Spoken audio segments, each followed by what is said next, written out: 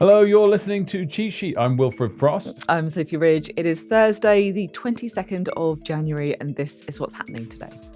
The world wants to know how you did the deal, sir. It'll be explained, but it's a really good deal for everybody. Europe breathes a sigh of relief as Donald Trump lowers the tone on Greenland. The House of Lords votes in favour of a ban for social media for under 16s. And Prue Leith announces she's stepping down as a judge on the Great British Bake Off. Who will replace her? So there's another twist on the crazy Trump roller coaster today, because it feels like he is now backed off, or at least backed off in part, over Greenland. What's going on, Wilf? Well, I think he's backed off hugely. The question is whether he's backed off entirely. This all comes after another sort of 90-minute speech he gave to the World Economic Forum in Davos, after which he said on Truth Social, following a meeting with the NATO General Secretary Mark Rutte, that they have a concept of a deal on Greenland. He also made it pretty clear in a number of comments yesterday that he was never and is never going to use military force either way. The tariffs that were meant to come into force on the 1st of February have now gone away. You know, yes, this is way better position for all NATO allies than we were in 24 hours ago. But Mark Rutte, in an interview with Fox News afterwards, was asked explicitly, what about Danish sovereignty over the region? And he said that didn't come up in the conversations at all. So still a long way to go, but unequivocally, the tension has been removed. Yeah. It's hard, isn't it, when we don't know what's in the deal, right? You know, this feels like quite a big missing part of the jigsaw. What we've got from Donald Trump, he's on Truth Social, he said, we formed the framework of a future deal with respect to Greenland and, in fact, the entire Arctic region.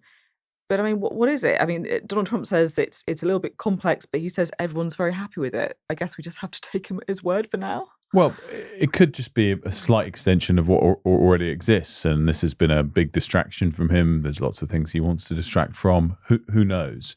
I think a few other things to point out. You know, a lot of people saying, was this just the way Trump does things? Like when he announced the tariffs in April, tons of tariffs on everyone. It settles down to some tariffs on everyone that everyone just sort of accepts because it's like, phew, it wasn't as bad as it could have been. Similarly, you know, does he get half of what he wants and we all sigh relief because he hasn't invaded Denmark? If that's the case, then I think you say really well played, Keir Starmer, because you knew he was always going to back down, so keep him on side in the short term and the long term. Or is this Donald Trump taco? Trump always chickens out. In which case you applaud the Europeans and the Canadians for standing up tough to him because he couldn't get round them and he's buckled. In which case it's not as flattering for Keir Starmer. But either way, you know, I'm sure the tone out of Downing Street will be upbeat coming out of this today. And in general, you know, you have to say to Keir Starmer and Downing Street, you know, they've got a much better outcome than we all feared over the last couple of days. Yeah. And when you're thinking about the stakes, the future of NATO, no one actually wants to go to war over Greenland. That's got to be a good thing. So there was a big moment in the House of Lords yesterday. This is the Conservative amendment. It was put forward by the peer, Lord Nash, and it was about a social media ban for under 16s. What happened quite late last night in the Lords is that the Lib Dem amendment failed. They couldn't get the support for their one, so they rode in behind the Conservatives, supported Lord Nash, and as a result, the government suffered this quite significant defeat. And I think this matters, particularly because what is happening in the Lords is a mirror, I guess, of some of the debates going on in the House of Commons, because Labour are under increasing pressure to go further on a potential ban of social media on under 16s. They've said they're going to consult on it. I guess campaigners would say that this is another step to it becoming closer. Yeah, it's interesting. The Lords is sort of, you know, for all the talk before the election is he's going to reform the Lords. The Lords is doing a lot at the moment, kind of exercising its supposedly non-existent power a bit more than it has for years. The key thing, though, is we think 61 Labour MPs in the much more important House of Commons signed a letter to Keir Starmer late last week saying, please have a look at this. So it comes back to the Commons with a chance of passing. which is what would really matter. What I sort of really love about this story, or certainly observe with interest, is it's not triggering the free speech warriors. The way that we might be moving towards a ban for social media under 16s. Obviously, Australia's already done it. Didn't particularly trigger the free speech warriors there, unlike much of the rest of the online safety bill and some of the things that come out of it. It just sort of shows that there's a kind of quite increasing consensus that this is not an unreasonable thing to be considering. There's a fresh police appeal for a brutal murder case that led to one of the biggest miscarriages of justice in British history. You might remember last year that Peter Sullivan, who'd been in jail for 38 years, was released after his conviction was quashed following a forensic test that hadn't been available at the time.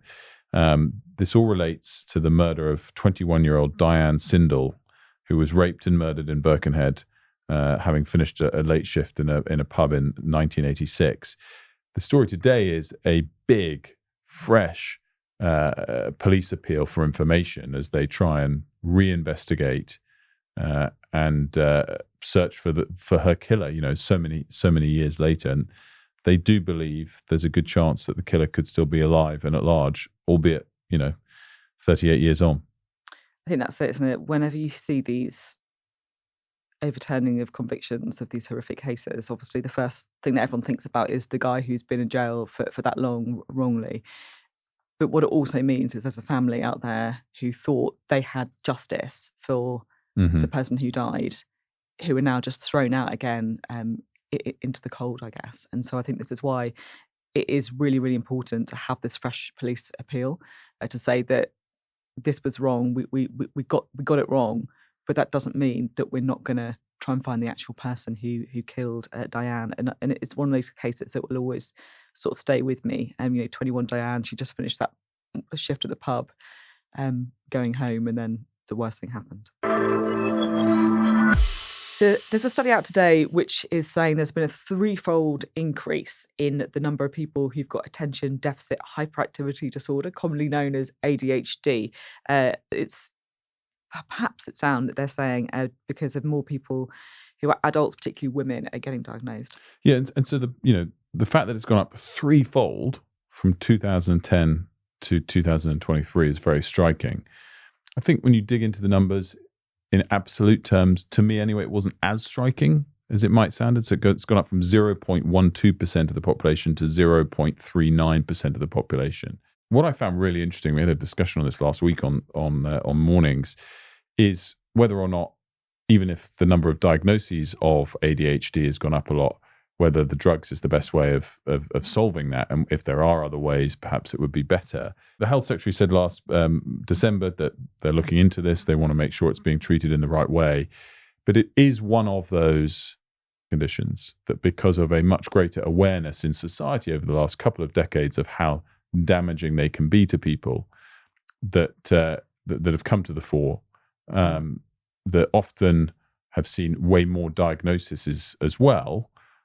So you would expect some rise in the amount of medication just because of that. Yeah.